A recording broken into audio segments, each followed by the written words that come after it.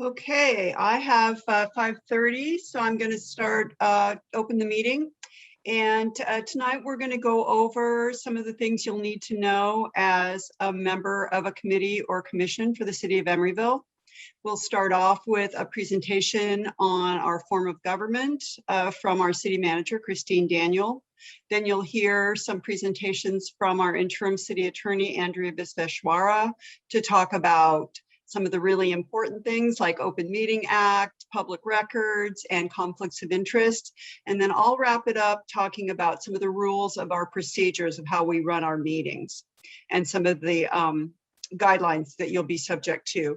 So without further ado, I'm going to let a couple more people in.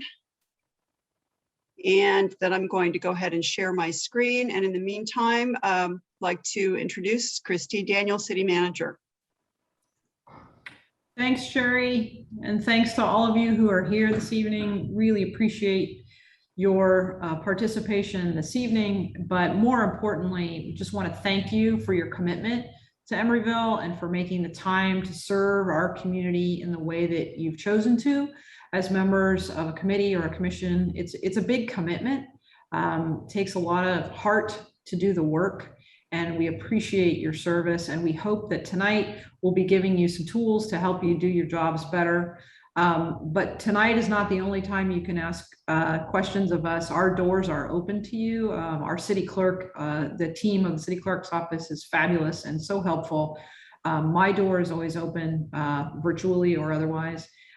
Should you have any questions about city policies or the way that we operate, and you'll be meeting our fabulous interim city attorney, Andrea later, who will have a wealth of information to share with you. So Sherry, I think the next slide actually has an overview of what we're going through this evening. So we'll go to that, and just to reiterate, I'll be going through briefly our form of government so you kind of understand our structure. If you have questions about where to go for information, hopefully that'll be helpful. Then I'll turn it over to Andrea, who will talk to you about the Brown Act, which is incredibly important to how our committees and commissions and all legislative bodies, including the council, operate. She'll also cover the Public Records Act and conflict of interest. And then, as Sherry said, she'll be talking to you about the rules of procedure. So with that, next slide is how our government functions. And you can just slip to the next one, Sherry. So in California, there's a couple of different kinds of cities, general law cities or charter cities. And we're sort of a combination of both, but predominantly we're a general law city, which means that we are bound, as the slide says, by the state's laws in terms of how we operate. And we have a city council of 5 members, which we'll go over in a little bit. And the structure is very much as established by state law. Our 5-member council, our city clerk, Sherry, who you're meeting tonight. Our city treasurer is actually our finance director, Brad Farmer, who staffs our budget and governance committee. I think he's on the call, but he is appointed by the council as our city treasurer. We have a police chief. We contract for fire services with the Alameda County Fire Department. So our fire chief comes from Alameda County. And then we have, of course, 155 other people who work for you, the Emeryville community, as your city employees.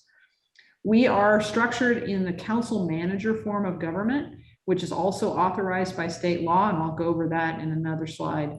And then the next slide, I think, talks about charter cities, which is the other kind of city you can be in California, which is where the voters establish or adopt by vote of the people a charter for the operation of the municipal affairs. And here in Emeryville in 2014, the voters adopted a charter. It's a limited charter that basically speaks to the city's ability to impose a real property transfer tax. So I think it's about 1 page long. Andrea can correct me on that. But it authorizes the city to exercise the function of taxation with regard to that transfer tax. And I will say we're very grateful for that, because that revenue source has allowed us in large part to weather this COVID pandemic. We've been very grateful to have those funds to continue our services. Other than that taxation power, our powers of the city are as set forth in that previous slide under the general laws of the state. So the next slide, Sherry. So we are what's called the council manager form of government, which most cities in the country at this point are council manager form of government. And what that really means is the city council is your elected representatives, and then they hire two people. They hire the city manager, me, and they hire the city attorney, Andrea. And they set the policy direction for the city. And then it's my job, and along with all of my colleagues, city employees, to carry out that direction. And it's an old form of government that was established in the 1920s through the progressive movement, or what was called the progressive movement back then, to really create a professional way of managing our local communities, where again, the council sets the policy and then the staff are charged with carrying that out. So we have a very traditional council manager form of government.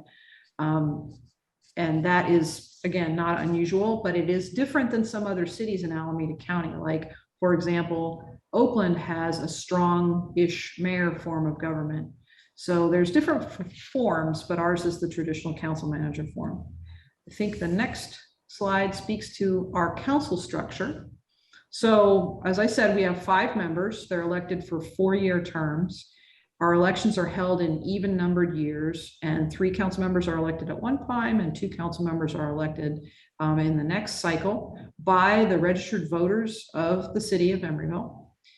And each year, the council itself selects their mayor and their vice mayor from among their members. Traditionally, it's been based on the seniority of service, and then they make that decision every December. Our current mayor is Diane Martinez, and our vice mayor is Scott Donahue. Right now, we only have a 4-member council because former council member Christian Patz resigned in June. And as many of you know, or most of you should know, we have an election coming up on November 2nd to fill that 5th seat.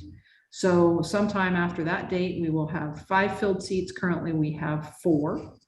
And then the next election on the regular cycle will be in 2022. So as you see on this slide, our mayor, Diane Martinez, term runs through 2022. Vice Mayor Scott Donahue through 2022. Councilmember Bowders and Councilmember Medina have terms running through 2024. So that's the city council who sets the policy direction. And here are the city departments who carry that out. We are what's called a full service city. And you'll see all of our functions there before you.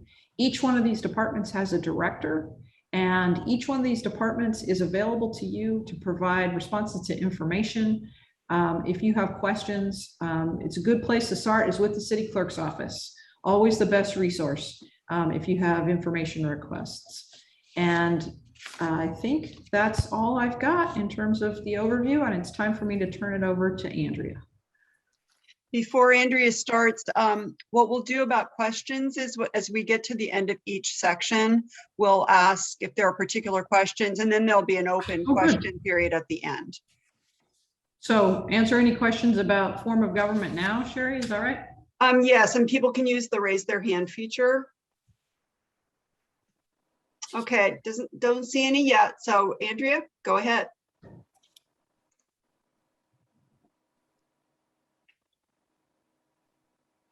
Thank you, Sherry. So I'm going to cover 3 different area topics. And the first is going to be the Brown Act, which is known as one of the state sunshine laws. Next slide, please. Thank you. So what is the Brown Act? Basically, it says that all meetings of the legislative body shall be open and the public. The public has the right to observe and participate in the people's business. Next slide, please. Andrea, can you check if you're able to advance your own slides? Yeah. I think I gave you that power.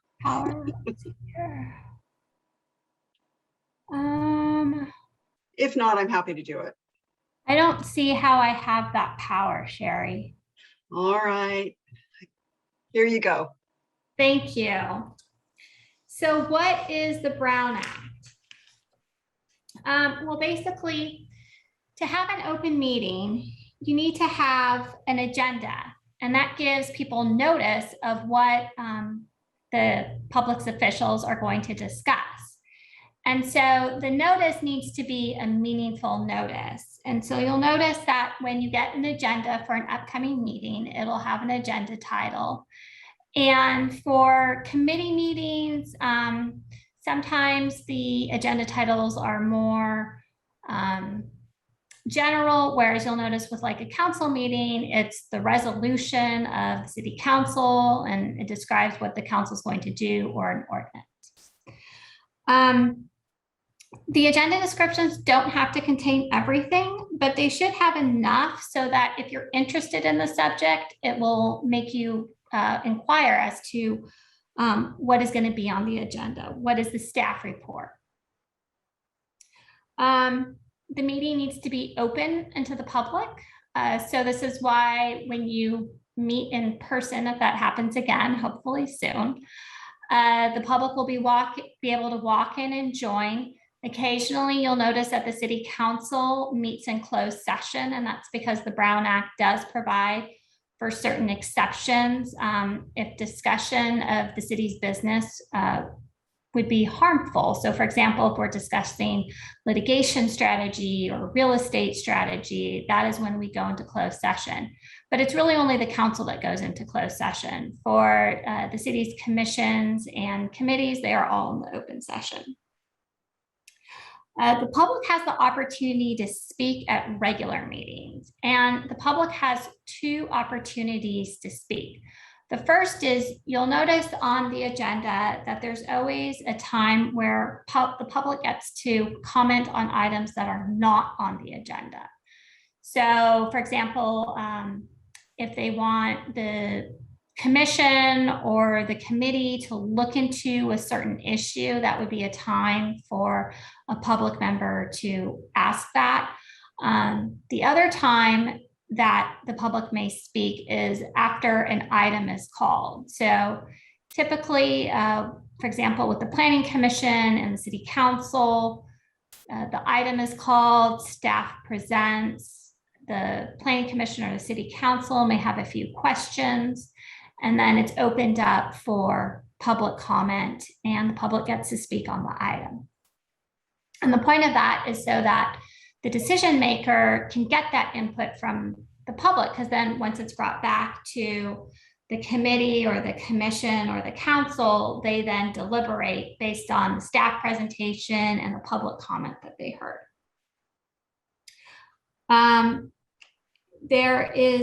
The meetings must usually be held within the city limits. With the COVID-19 pandemic, there has been an exception to that with some of the governor's executive orders, but those orders at this moment are supposed to be coming to an end soon. So we'll be back to having our meetings within the city limits. With respect to non-agenda items, so for example, returning back to the example of somebody commenting during general public comment. The commission or the committee can't really take up a conversation with that person who commented. All they can do is ask for staff to follow up with the person, and at a later point in the agenda, they can ask for that matter to be agendized at a future meeting if the majority of the committee or the commission agree. But that is, and that's also has to be within the purview of the role of your committee. And that leads me to the last point, which is when you respond to the public, it's usually brief. It's okay to have, if somebody asks a question, to give a 1-minute answer. But if you're going to start launching into a debate, then that can be problematic because it's not on the agenda. So next slide, please. So what is a legislative body? All of you have been appointed to a legislative body because it is a body that has been created by the city council and is standing. Sometimes you will have for Brown Act purposes, temporary committees that are not considered a legislative body. So for example, sometimes when you maybe have real property negotiations, you might appoint 2 council members to negotiate, for a limited time with somebody, and that would not constitute a Brown Act committee. Next slide, please. And there are 2 types of Brown Act meetings. There are regular meetings, which is what you all generally have, and a regular meeting is a meeting that's at a usual fixed place, date and time. And for regular meetings, you need to have 72 hours notice, although here in Emeryville, we go beyond that minimum requirement and provide a lot more notice than that. And then you also have special meetings, which is exactly what it means. It's sort of out of the ordinary, and only 24 hours notice is required. And so a meeting is any congregation of majority of the members at the same time and place. And this is important: to hear, discuss, deliberate, or take action on any item within the subject matter jurisdiction of the legislative body. So next slide, please, Sherry. So in thinking of that prior definition we just discussed, what can happen is sometimes you end up with a meeting that is outside of a properly noticed open meeting. So these are the types of pitfalls you can run into with the Brown Act. The example of a serial meeting is if you are at Pete's and you're getting coffee and you run into one of your commission members, and for example, you might say, hey, did you see what's on the agenda? And you start discussing it. And then that person goes off, but you stay at Pete's to have your coffee. And then another committee member walks in and you also discuss what's coming up on the agenda. And at that point, depending on the size of your body, that could be a quorum. And once you have a quorum of your legislative body, so for example, with the council, there's 5 members, your quorum would be 3. That can constitute a meeting because you are talking about, deliberating about, discussing business that is within the purview of your legislative body. So that's an example of a serial meeting.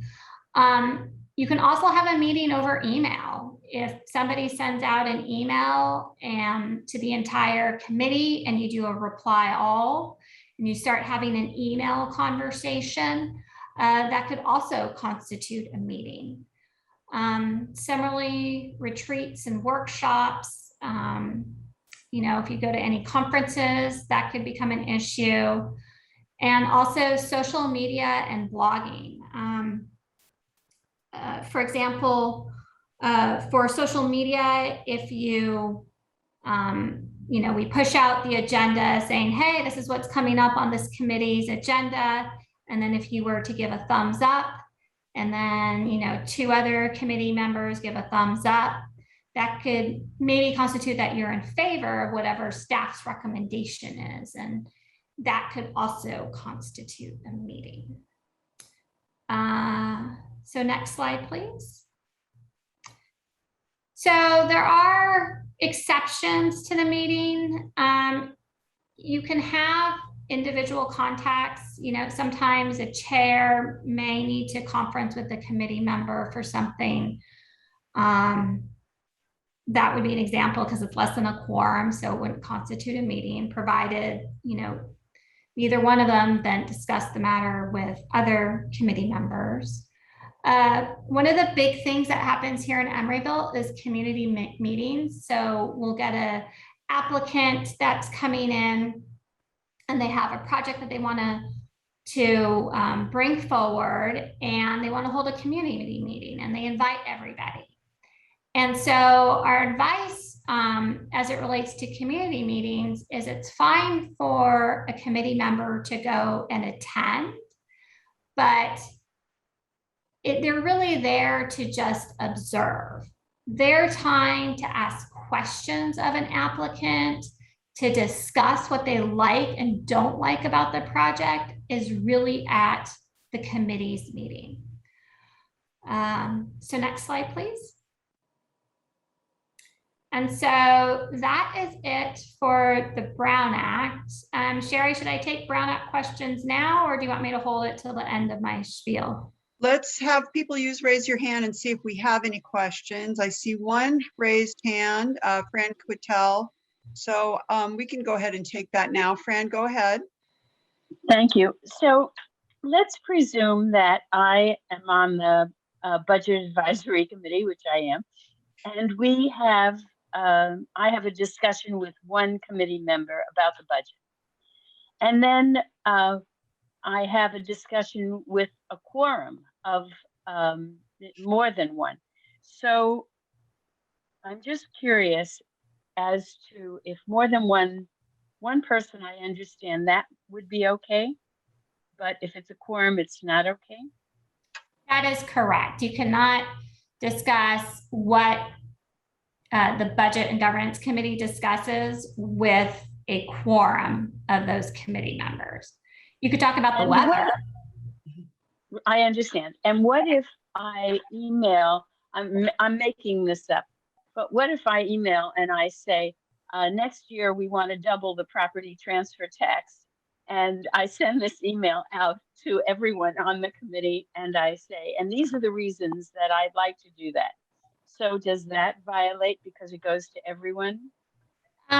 So the email to the entire Budget and Governance Committee itself doesn't violate the Brown Act. But if you start getting people replying all, or maybe forward, you have individual committee members that may forward it to another one. So, committee member A takes that email and forwards it to committee member B and says, oh, what do you think of this idea?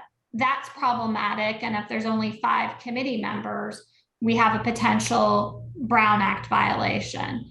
And really, the idea behind the Brown Act is that idea of what you want to do with the city's finances and why. That's really the essence of the Brown Act, and sort of exposing that for the public so they can hear that, they can understand that, and they can express their opinion on that to the other members of the Budget and Governance Committee. I understand. So if I just have one last follow-up. So let's say I develop a draft budget for 2021-22, and I start circulating it around to all the committee members, and they just forward it. That would be an example of something that could not be done in a private email. That is correct. To the group. Okay. All right. I got it. Thank you. Okay, we have John Suter. We'll take a couple more questions and then move on to the next segment. And if any of your questions don't get answered, we can follow up with you in email. But go ahead, Mr. Suter. Okay, mine's on page 14, the special meeting. Oh, okay. I wanted to understand what I heard was that there could be another meeting outside of the normal scheduled meeting. Was I right in that? That is correct. Okay, now, is that meeting only acceptable if let's say, approved by the entire committee in the previous meeting? Well, there are a couple of ways a special meeting can occur. You could have a quorum of the committee ask for a special meeting to occur. That occasionally happens, both at the Planning Commission and the City Council, which are the 2 bodies that I staff frequently. The other way it can happen is if city staff needs the committee to do something or make some sort of recommendation, they may call a special meeting. in which case, as long as a quorum of the committee shows up, then you could have a special meeting. Okay, and if a quorum decided that they wanted to have an official, as it were, get-together of the committee in between the two scheduled meetings, they could by email solicit a quorum to meet. Andrea, if I could just jump in on this one, just Mr. Suter, this is Christine. So the council approves the regular meeting schedule of all of the bodies.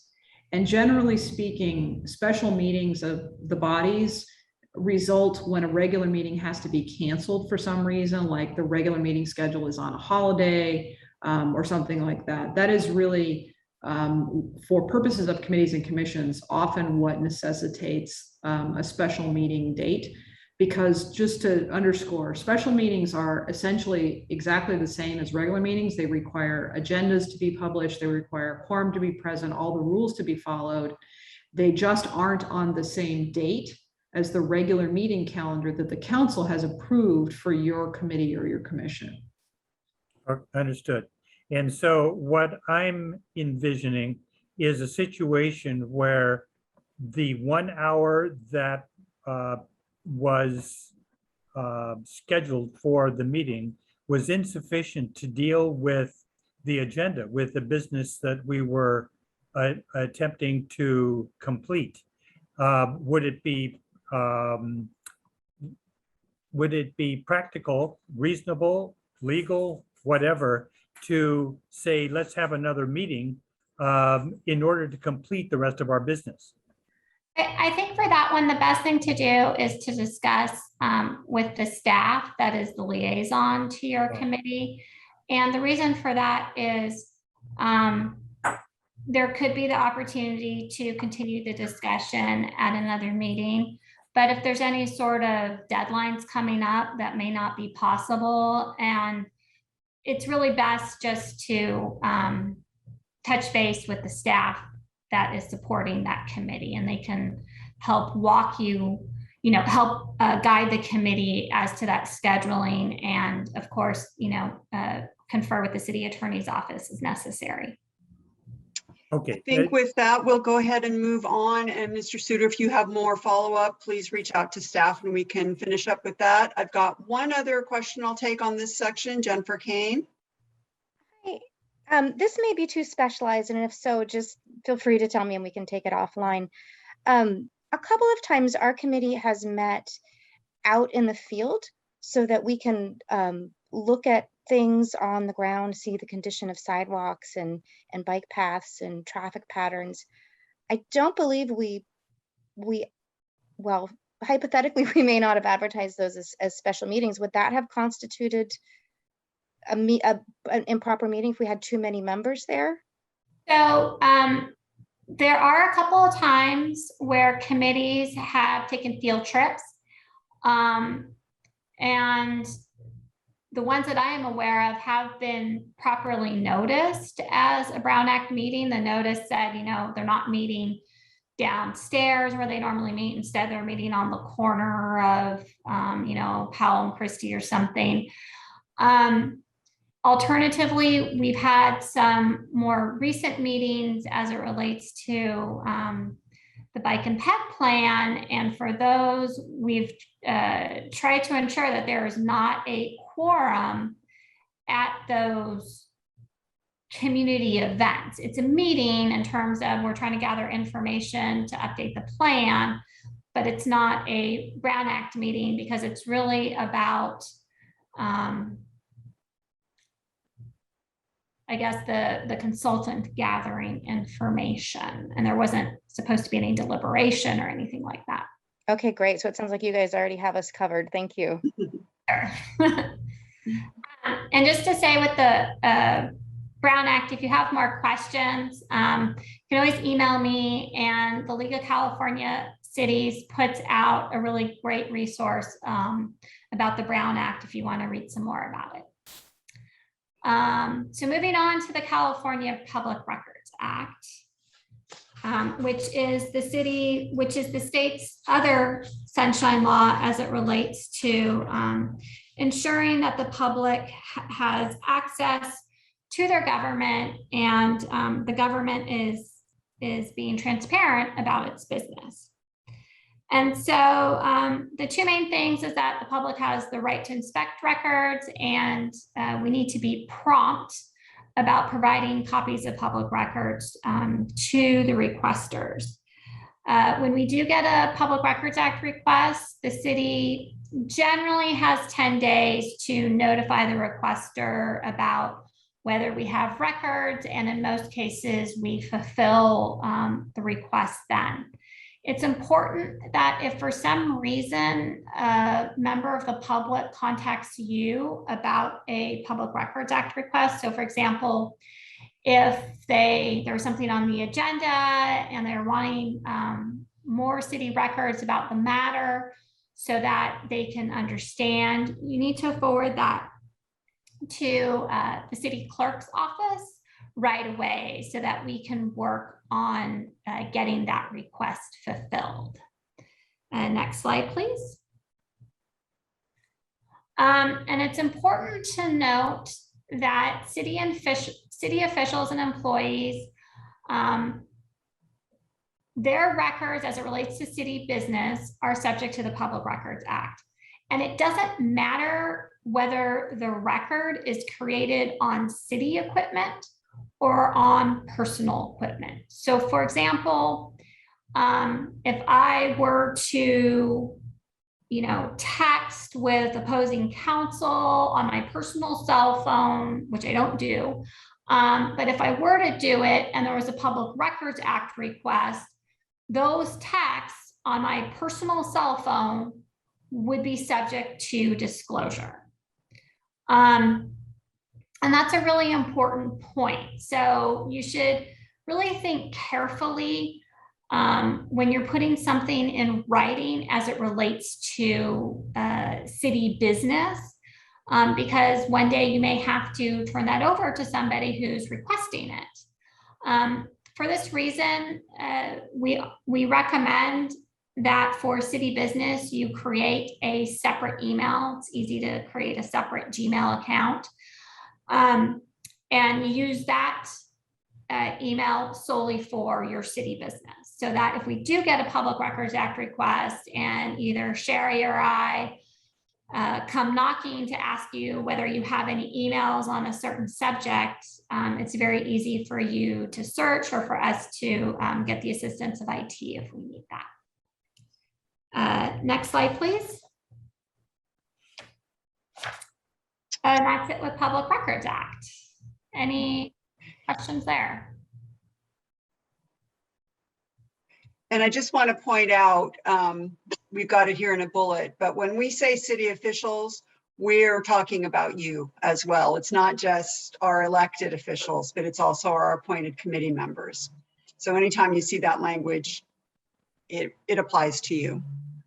And a great example of when you may have emails that are potentially subject to a Public Records Act request is if your committee is reviewing a development project, and if the developer has contacted you, we will get a Public Records Act request where somebody is asking for all correspondence and communications between city officials and the developer. Okay, seeing no raised hands, we'll go ahead and move on to your last topic, Andrea, conflicts of interest. Thank you.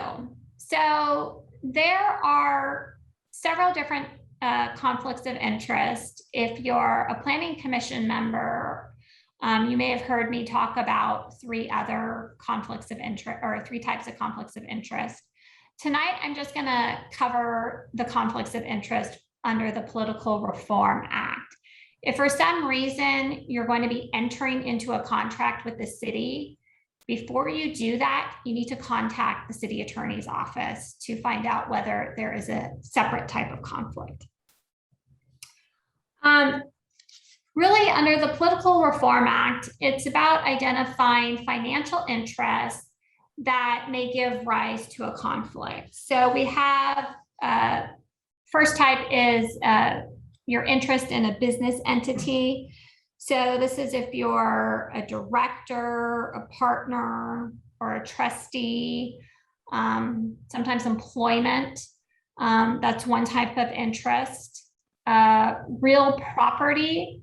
So for most people, that's going to be their residence, whether they own it or whether they have a long-term lease.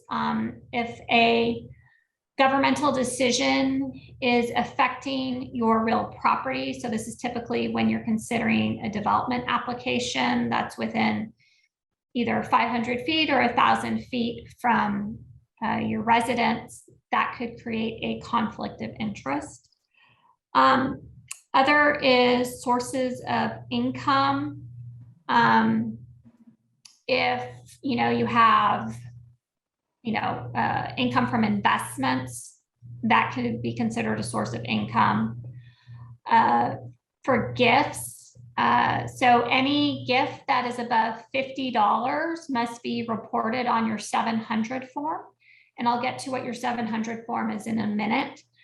That could also be potential conflict of interest. And also you should know that you cannot receive a gift of more than, I believe it's $500 this year from a single source. And that is cumulative. So over the year, if you keep getting $100 bottles of wine, you can only get 5 of those, and then you need to disclose who gave them to you. There are exceptions to the gift rules. So for example, gifts between immediate family members is one exception. And finally, personal finances. If a decision is going to either cause you to earn a lot of money or lose a lot of money, then that's a potential conflict. And it's worth noting that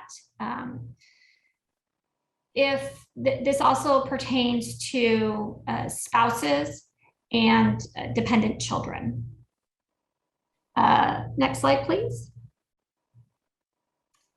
And so all of you on assuming office need to fill out what is called a 700 form. And then after that, you need to fill out the 700 form once a year by April 1st. And if you don't hand it in to the clerk's office by April 1st, then there are fines. And the 700 form is extensive. The Fair Political Practices Commission is a state agency that is in charge of putting together the 700 form and promulgates all the rules that require city officials like you, the committee members, and city officials like me and Sherry and Christine. We all have to fill this out, and we're all subject to the same rules. And there's an extensive pamphlet that goes with it, and it's designed to help you identify those potential financial interests. And really the idea is that if you have to put it on your 700 form, when a government decision comes up, if it might affect something that's listed on your 700 form, then chances are it's a conflict of interest. And what I want to note here is that the conflict of interest rules are complex, and as it relates to the FPPC regulations, they change frequently.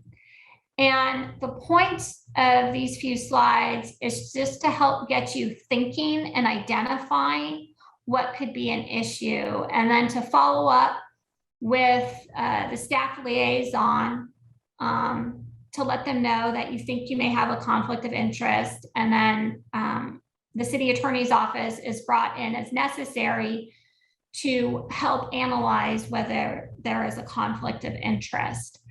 And the earlier you can identify a conflict, the better, because if you ask me, the day of a meeting, hey, this is on the agenda, I have this potential source of income. Do I have a conflict where I need to recuse myself? Chances are I'm going to say, I don't have enough time to analyze that. We don't have all the information. So you should recuse yourself until we have the opportunity to fully analyze it.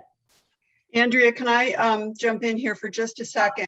On the Form 700 in Emeryville, the committee or commission members who are required to file those is the Housing Committee, Public Art, and then of course the Planning Commission, who are not involved in tonight's meeting because they have their own rules. But for those of you who are not on Housing or Public Art or Planning Commission, you are not required to file the Form 700. So that part of Andrea's comments on conflict of interest apply to you, but I didn't want anybody to panic thinking they had neglected to file the Form 700, because not everyone on this call is required to. It has to do with the level of participation in financial decisions that they make. Thank you for that clarification, Sherry. Sure. So next slide. And so if you do have a financial interest that gives rise to a conflict of interest, you have to recuse yourself. And to recuse yourself, when the agenda item is called, you must state that you're recusing yourself and then state why. So is it because, you know, the project is within 500 feet of your residence? Is it because the applicant is your employer? Basically, what is the basis for the conflict of interest? And then you have to leave the room if we're in City Hall, or you have to leave the Zoom meeting. The one exception is that if the project, if your conflict is because of your personal residence, you may participate as a member of the public, and which would mean that you would have to leave the dais if you're in City Hall, or leave the table if you're downstairs and sit where the public is, and then comment as a member of the public. And then once the item is over, you can return back to where you would sit as a committee member. Next slide, please. And that is it for conflicts of interest. And does anybody have any questions on the ground we covered under conflicts of interest? If so, go ahead and raise your hand.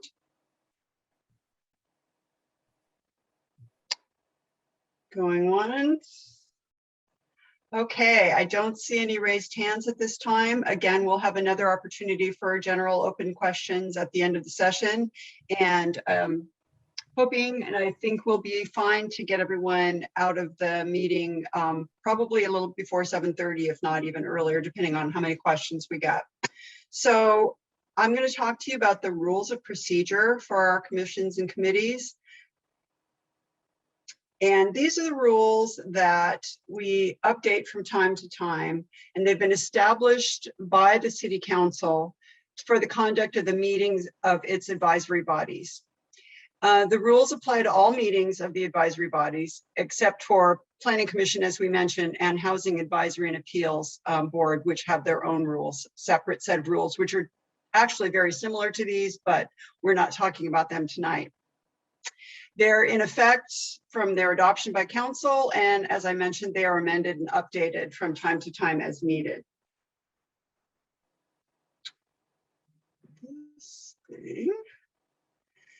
So Emeryville has three different types of advisory bodies. We have what are called city council committees, and these committees are a committee that involves less than a quorum of city council members, in other words, maximum of 2 city council members, and then various staff. And they meet to discuss in more detail certain topics of interest to the city, and then bring recommendations and provide sort of input on decisions of the larger council. So those committees deal with budget and governance, with community services, with public safety, sustainability, and also issues of transportation. So those are our city council committees. And then we have the Planning Commission and Housing and Advisory and Appeals Board. as I said, not subject to these rules. They are established by ordinance.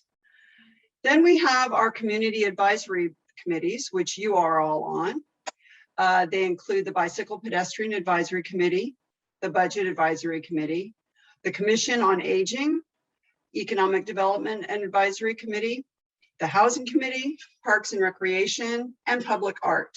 And I think I've seen in the list of participants, we're pretty well represented here tonight among those various committees having members on this call. There is always, with new members, it seems there's the confusion about the definition of advisory. So we have that here for you.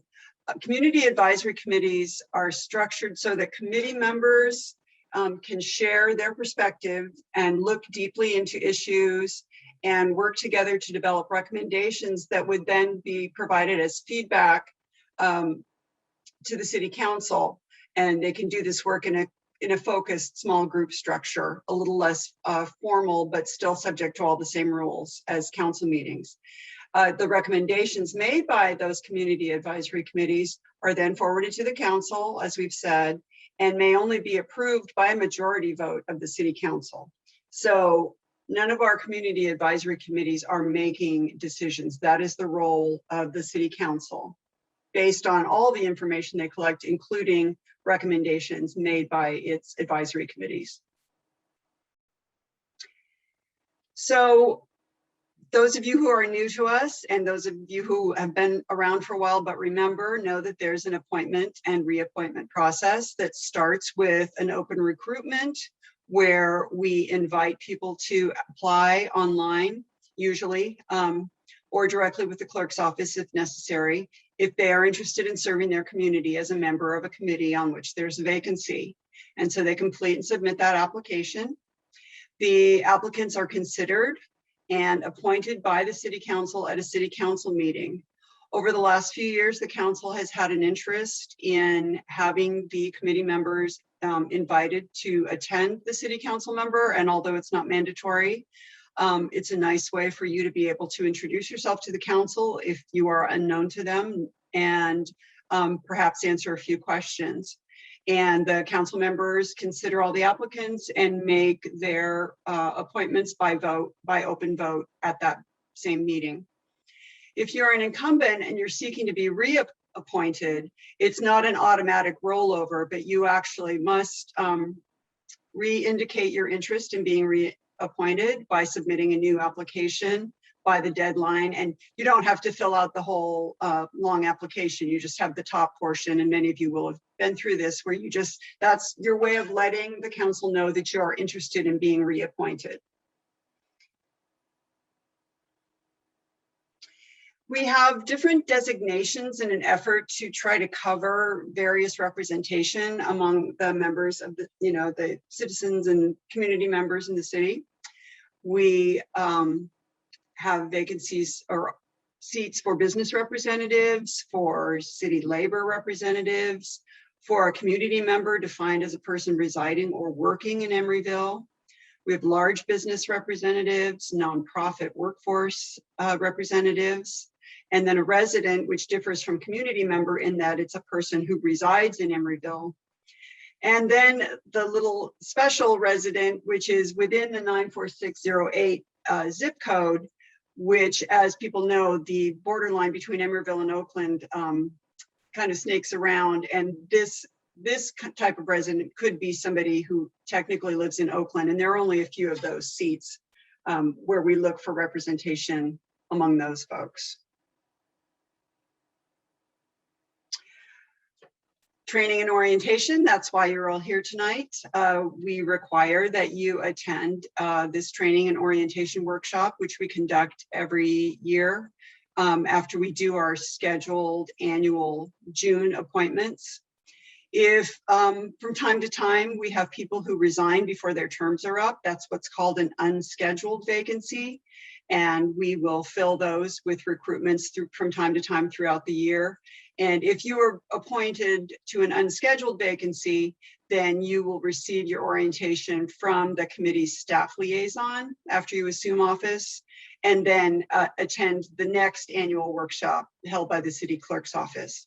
So let's say you were appointed to an unscheduled vacancy in November of a given year, and you would just meet with your committee secretary to get the gist of things and get started. And then when the next annual formal training, such as we're having tonight, rolls around, then you would attend that.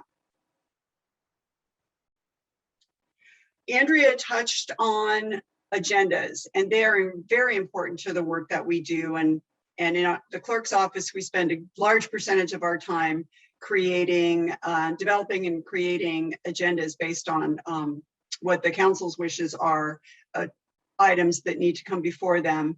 And the same thing is true for community advisory bodies.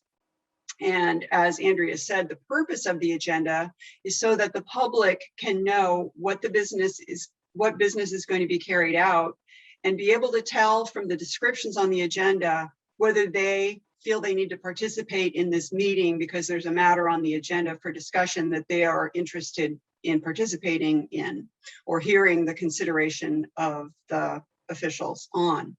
So all of the agendas that are made for our advisory bodies will follow pretty much exactly this format, where they will call to order. There'll be a roll call, which we take an oral roll call. In other words, we call out people's names individually and they say here. We allow an open public comment session where people may speak. It doesn't have to be on an agenda item. It can be on any matter within the subject matter jurisdiction of the body. You'll approve the meeting minutes of the previous meeting. And then there are different types of items that are heard. So we have action items, which are items upon which, as the title suggests, there's going to be action taken.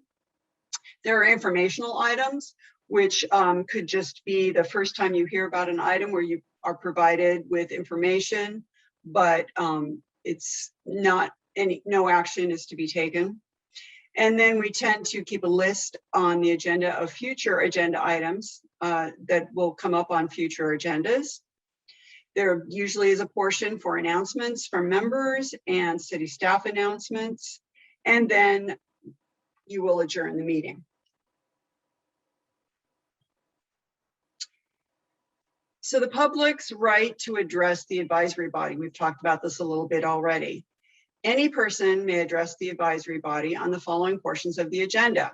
So there's that, there's a time during the deliberation of any agenda item where public comment will be invited. And then there's also that open public comment at the beginning of the agenda right after roll call that we talked about, where people can talk about any matter, even if it's not something on the agenda, keeping in mind that something that's not on the agenda cannot be discussed at that time.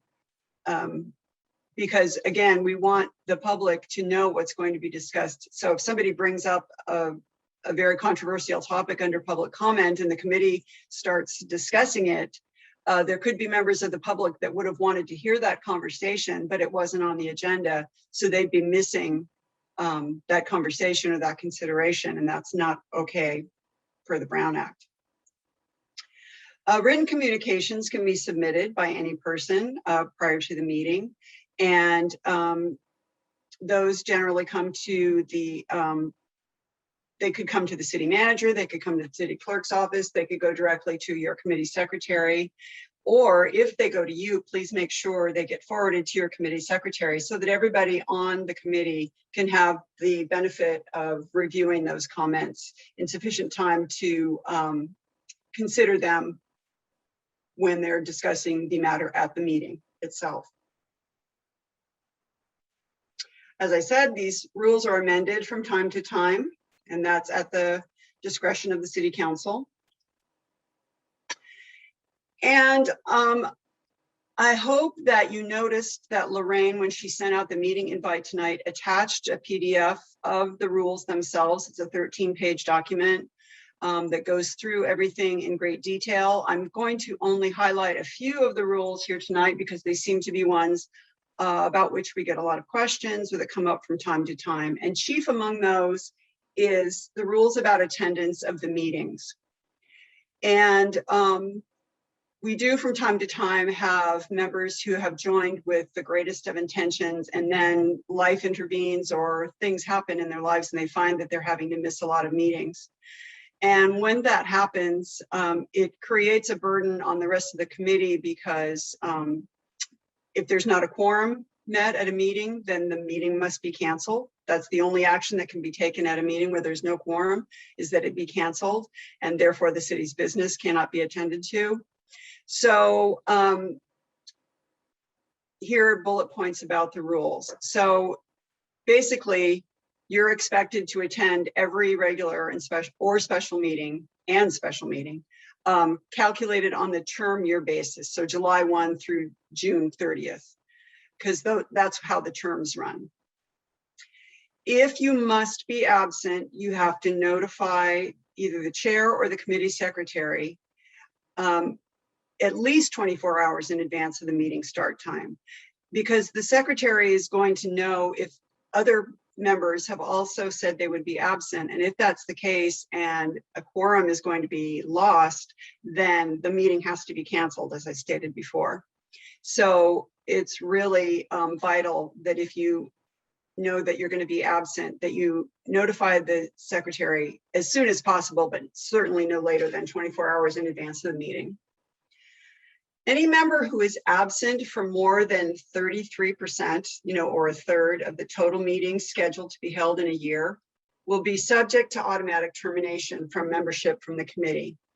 So what that means is if you're on a committee that meets 12 times a year, let's say, I'm not sure if anybody does meet 12 times a year. I think pretty much everybody takes at least 1 month off, but just for the purposes of easy math, we'll say 12 times a year. If you miss 4 meetings, then that's a third of your meetings, and that makes you subject to automatic termination. And this is just, when I say automatic, it's not a decision made by anybody. It doesn't go to the council.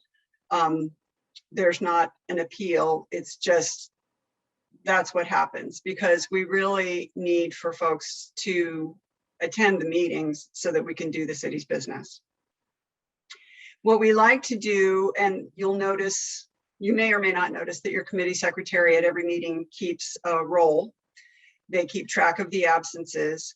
And if you get to the point where you're in danger of exceeding the allowable number of absences, like with 1 more absence, you're going to have exceeded the 33%, then they will typically let me know, and I will let you know via email usually that you're in danger of being terminated and from the committee.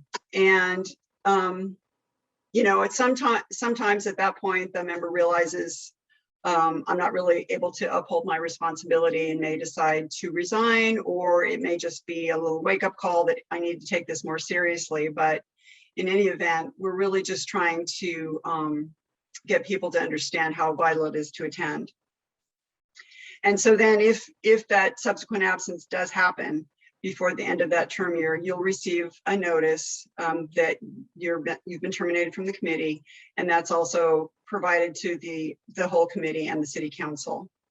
And if applying the 33% creates other than a whole number, then we round up to the nearest whole number. So that explains the weird decimals and fractions that we have to deal with.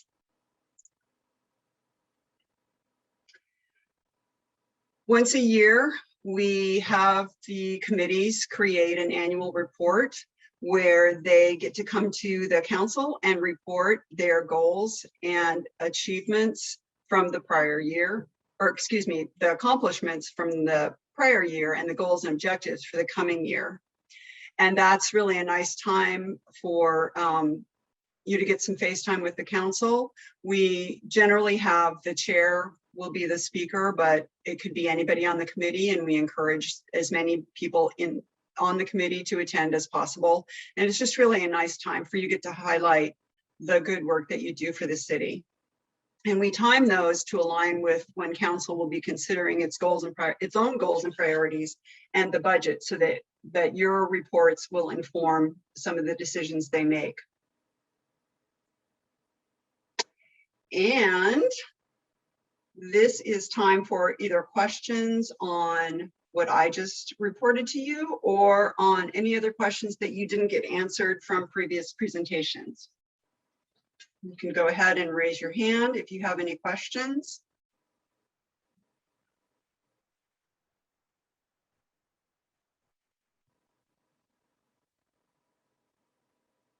While we're waiting to see if anybody has any questions, I would just like to, she's got her camera off, but I wanted to introduce and thank Lorraine Leong.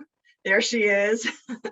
She is the person, the very nice and helpful person that you most often deal with in the city clerk's office. And I just wanted to put a face to the name since we've all been working remotely. But Lorraine is always a very good source of information, and anything she doesn't know, she knows who does know. So thanks, Lorraine, for all your work on this. I see we do have a couple of hands raised now. So Fran Patel, if you want to go first. Thank you. If we have someone join our committee soon, can they watch this presentation? Is there a place for them to watch this presentation? I am recording the session, and we might, I'll have Lorraine look at it and maybe employ some of her editing skills if needed, but yes, it will be available for people to watch. Thanks, that's great. Thank you for asking that. And Mr. Suter. Thank you. Since I also am a member on a county commission, I've seen a variety of different methods that were used for the elections. And so I wanted to find out if there was a particular set of rules that Emeryville uses to govern how an election is run. Are you talking about appointments to council committees, or I'm talking about the annual election for officers, for chair, sub chair, vice chair, and other positions.